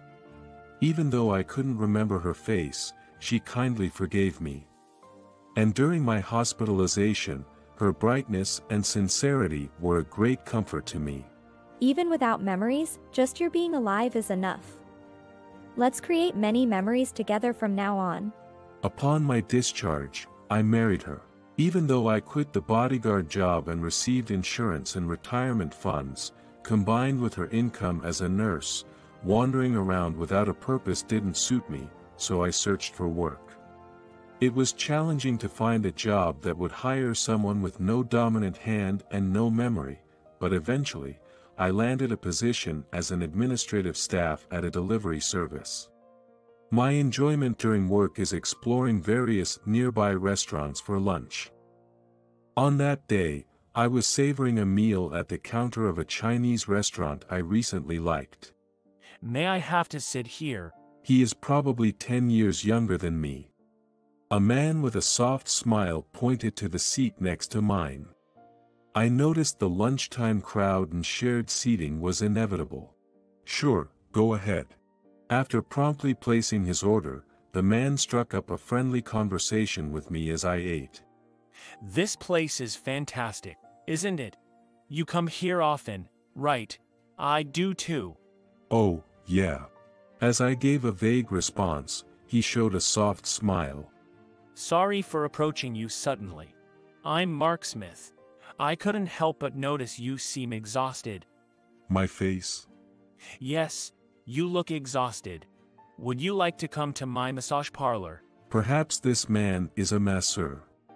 Seeing a laborer like me, he might be trying to pitch his business. As I hesitated to respond immediately, he forcefully handed me his business card, gripping my left hand. Trying to pull away, his grip was unexpectedly strong. There's the address and map on the back. Feel free to drop by. It'll make your body and mind feel better. Come visit me. Receiving a business card is harmless, and I could always discard it. As if he could read my thoughts, he flashed a smile at me. I'll be coming here again tomorrow, so let me guide you around. Yeah, okay. In a hurry, I finished the remaining dishes, and stood up to settle the bill. Let's meet again, Brian. I nodded lightly and left the restaurant. However, on the way back to the office, I suddenly realized, did I tell him my name? That night, when I told Carol about him, she advised me to discard the business card. He seems like a weird person, so it's better not to get involved, right? Maybe try having lunch at a different place. Certainly, she had a point. Guided to an unfamiliar place without knowing anything about the person, I must have seemed like someone without a sense of danger. But it'll be awkward if we meet again. I'm not good at lying. It's hard to say I haven't been drinking. Just don't meet him. He doesn't know our home address anyway. Her words made me tilt my head. Come to think of it, I feel like he knew my name. What's that? Scary. Could he be stalking you? No one stalks a guy in his 30s. I unintentionally laughed, but she earnestly tried to convince me. I have a bad feeling about that. Strangely, you come to the shop every day. If you happen to meet him again, be sure to call the police. She seemed to have a sharp intuition, and her premonitions often turned out to be right. From the next day, following her advice, I went to an entirely different area than usual. I found excitement in entering new restaurants, realizing that I enjoyed visiting unfamiliar places. While waiting at a pedestrian crossing, contemplating exploring more places on my way back to the office, it happened. Oops. Suddenly pushed from behind, I jumped into the roadway. Desperately retreating, a large dump truck grazed the tips of my toes. Afterward, even when the signal turned green, I remained seated in the same spot. My chest pounded loudly, and my legs trembled uncontrollably. It seemed like someone was trying to take my life. I thought it was ridiculous, but my suspicions turned into certainty quickly. After that, I faced body checks at the train station platform, nearly pushed down the stairs. And the most unforgivable was a car crashing into my home. Fortunately, both Carol and I were absent at that time, but the van had smashed into the entrance of our home. It was a stolen car, and the driver remained unidentified. Terrified that her life was also at risk, I finally decided to consult the police. While increasing patrols prevented further suspicious incidents, she remained vigilant. Let's go on a trip, get away from this house. It'll be a good change of pace for you, right? A trip sounds good. But I have work. As I was about to say that, I finally realized. Her concerns were directed even towards my job. I met the man near my workplace for the first time, so it wasn't completely off the mark. I'll quit this job and look for something in a different place. Then, before starting the new job, let's refresh ourselves. I'm going to take a slightly longer break. Her chosen destination for the trip was the Philippines. We had planned to go to the Philippines for our honeymoon, but due to my unstable condition right after discharge, we had to give up on it. Sounds great, let's go to the Philippines. It's a bit delayed, but it can be our belated honeymoon. Her face lights up and she looks happy as she quickly prepares her travel clothes and guidebooks. Her excitement naturally made me look forward to it, too. And then, the day of the trip arrived. We were waiting for the boarding time in the airport lobby. Is the stay duration 2 weeks? We rented a house, so let's take it easy. Although it shouldn't be the first time on an airplane, for me, who lost my memory, it's essentially the first flight. Concerned about me, who was nervously anticipating, she stood up gracefully. I'll get some drinks for you. Stay here. Thanks to her being there, I can live like this, even without my right hand and memories. Expressing my gratitude to her once again, I watched her smile back. Out of the corner of my eyes, I see her walking toward me, smiling, having gotten drinks. However, at that moment, unfamiliar men suddenly surrounded her. Reacting quickly, I rushed to her, shielding her small body with my back. There were 5 guys in total. They were also surrounding us from behind. The guy with sunglasses, probably the leader standing in the center, seemed to be the most skilled in combat. But it's okay, I can subdue them in an instant. After calmly analyzing the situation and making a judgment, I twisted my head at the confidence welling up within me. Why am I able to make judgments with such confidence? The men, without showing any disturbance at my appearance, approached with a smirk instead. The sunglasses guy in the middle sneered at me. Well, your wife is hot. Old man, disappear. Nope. At that moment, I recognized the guy standing in front of me. With sunglasses and a flashy open-collared shirt, he looked like a thug, and this guy was definitely. You are the guy I met at the Chinese restaurant. Mark or something. I don't like perceptive old men. Mark. I think I used that name. He laughed loudly, then suddenly glared sharply at me. Just disappear. Your opponent is going to be my buddy here. The one referred to as a buddy is probably his subordinate. The guys, deliberately crossing their arms and showing their fists, tried to separate me and her. But in the next moment, she burst into laughter suddenly. Do you guys think you can do something to him? It's pointless. Can you call your boss? What? He stared at her in amazement, but perhaps feeling ridiculed, he quickly became furious. You think you can get cocky if we go easy on you? Hey, you guys, change of plans. Crush the old man in front of this cheeky girl. Upon hearing his order, the first to move was not his buddy but me. Anticipating the 4 men who were preparing to fight, I pushed the shoulder of the guy on the left, disrupting his balance. While the surprised man fell, involving his comrades, the guy at the opposite end swung his arm toward me. However, I calmly avoided the fist and stepped back, confirming that the man, who had lost his target, swayed and collapsed to the floor, waving his arms. My awareness was sharpened to the extreme, and the movements of those around me felt like slow motion. How would the opponent move next? And how should I move? As if in a movie scene, I subdued the 4 men without lowering my hand. You're the only one left. This plan, it's your arbitrary decision, right? No way. He should have lost his memory. He just looked around at his fallen comrades, seemingly useless. Seeing the clumsy him, she sighed deeply. You're such a small fry. Hurry up and call the boss, will you? But... Hurry up.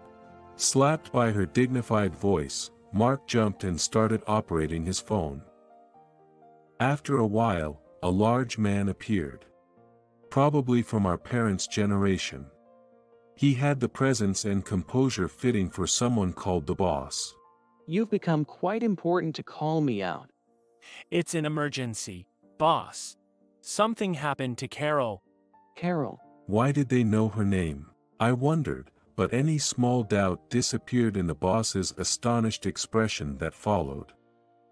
The boss, upon seeing her face, turned pale and started trembling. He then berated Mark with tremendous force. What have you done to her? I did it for her. Shut up. Miss, my subordinate has caused you great disrespect. The man referred to as the boss began showing his respect to her. It seems the quality has greatly deteriorated. To have such a man as your subordinate. I have no words to return. At least, please handle this guy as you see fit, miss. It seemed she knew the boss. Still bewildered by everything happening, she frowned. I'm sorry. Let's cancel the trip. Shall we go home and talk a bit? I agreed to the cancellation as well. Going to the Philippines now would be no fun with him and his gang around. When we returned home, surprisingly, she brought Mark along. I found it strange to invite the guy who attacked us into our house, but I decided to listen to her explanation first. Now, where should we start? She prepared coffee for us and took a sip herself. Why did my body move on its own? And why did you, who handed me a business card from a massage parlor, send thugs to attack us? Explain it so that I can understand. Mark seemed to have prepared himself during the journey. He returned to his initial soft but forceful demeanor when we first met, shrugged his shoulders. Let's start with your story, shall we? You were my superior. Superior? Was this when I worked as a bodyguard? When I asked, he looked at me with pity. She told me you used to work as a bodyguard. Is that true? Well, yes. First of all, you weren't a bodyguard. You and I were both members of a former Special Forces unit. As your superior, you were a very strict and serious person. I felt my head spinning at this unexpected confession. Hold on, so did she lie to me? She didn't deny my question. That meant his story was true. Our unit was tasked with highly specialized missions. Infiltrating countries with no diplomatic ties, participating in suppressing civil wars, the kind of work that never makes it to this country's news. And the final order we received was to protect a VIP in a certain country. He, back to his casual tone, grinned at Carol and said, So the term bodyguard isn't a complete lie. And with that, he gulped down the now lukewarm coffee. As a result, trouble ensued in that place. But thanks to your efforts, the situation was resolved safely. Oh, thanks. He is grinning, but I can tell he's not trying to compliment me. And what he said next shocked me so much that my eyes went blank. You single-handedly annihilated the guerrillas surrounding our building, all while protecting the VIP. Despite being my superior, you were like no human I'd ever seen. Every person there, including women and child soldiers, was taken down. Later, we confirmed that you had taken the lives of 108 people. 108 people. The overwhelming number of casualties left me visibly shaken. I listened to the unexpected revelations about the past and observed her expression. However, she remained silent, still looking down, showing no signs of denying his words. But even you, as remarkable as you are, couldn't escape unscathed. When you were found, it was a terrible sight. Your right wrist and beyond had disappeared, and you suffered from bruises and impacts all over your body. You were gasping for breath. Honestly, everyone present at that moment thought it was hopeless, that you wouldn't make it, except for her here. What? I looked at her in surprise, wondering why she was involved in my past. My face must have reflected my doubts. He, enjoying my surprise, grinned and continued the story. The VIP you protected was her father. He naively trusted the enemy's words and went out to a dangerous negotiation. In other words, thanks to her father, you lost both your right hand and memories. No way. The past he was describing was entirely unfamiliar to me. I just stared silently at the end of my right wrist. But unfortunately, her father met a tragic end on his way back home.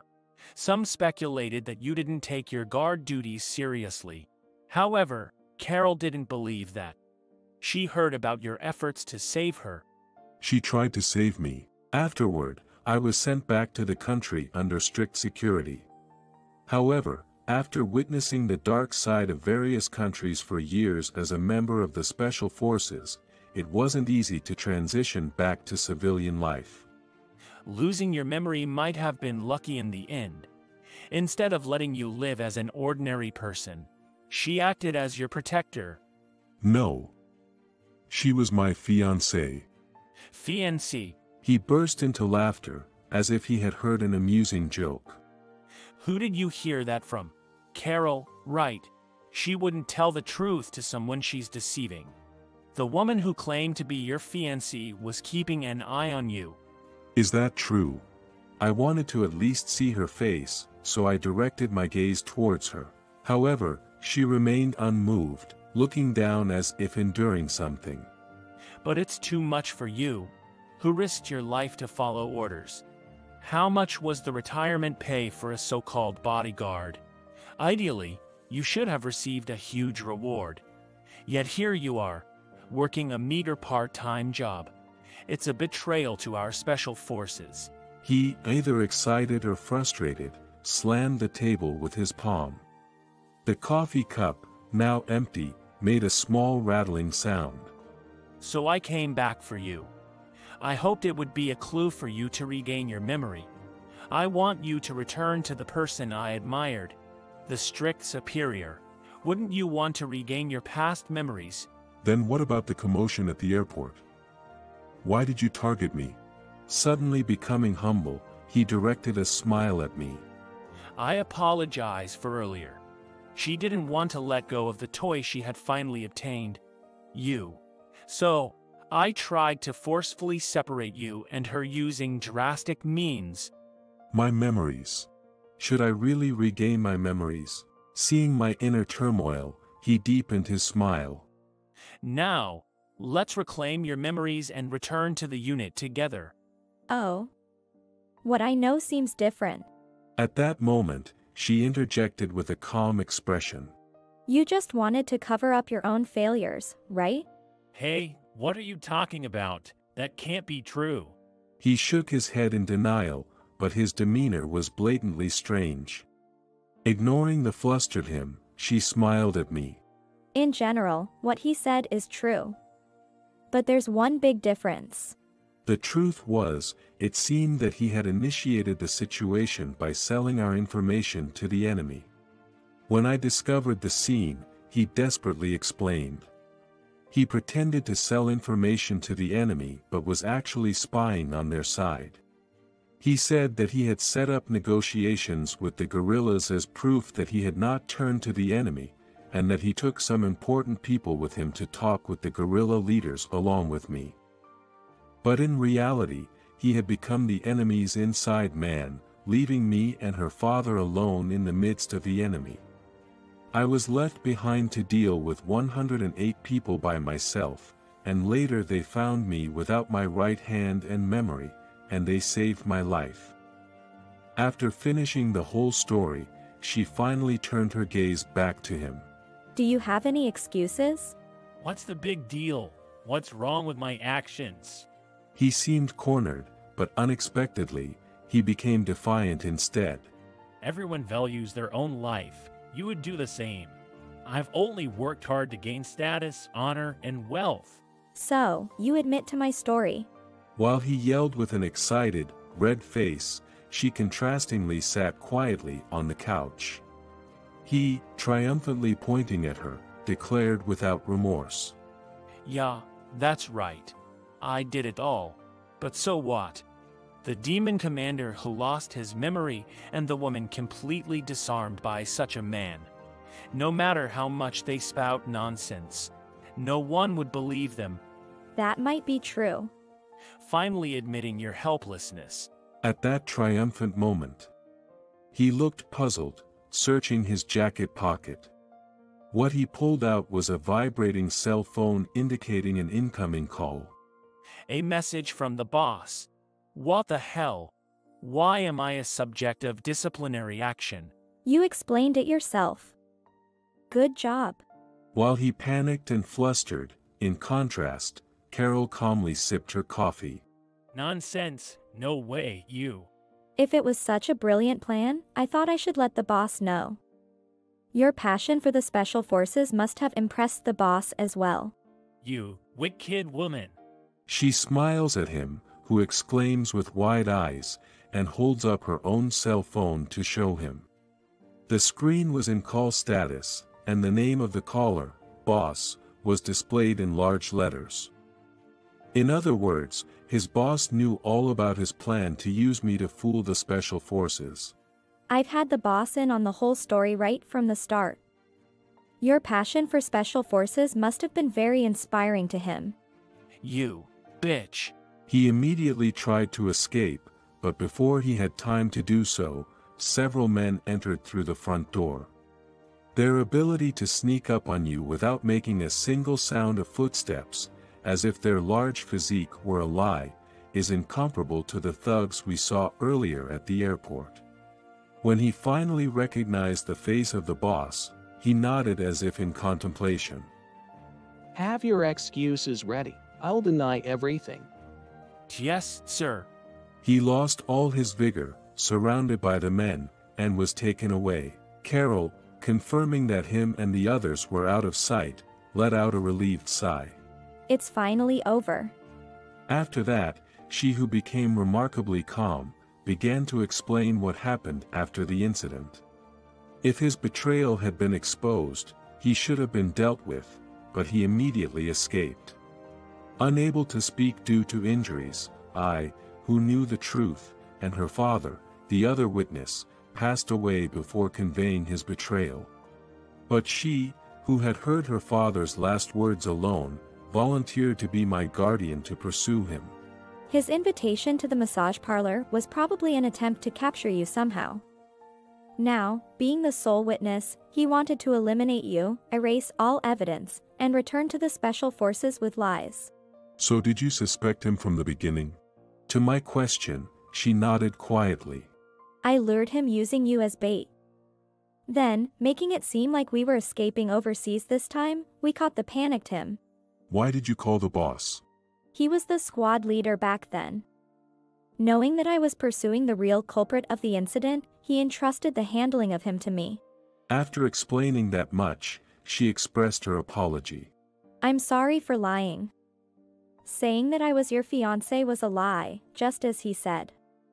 Even though it was to capture him, I did something terrible to you.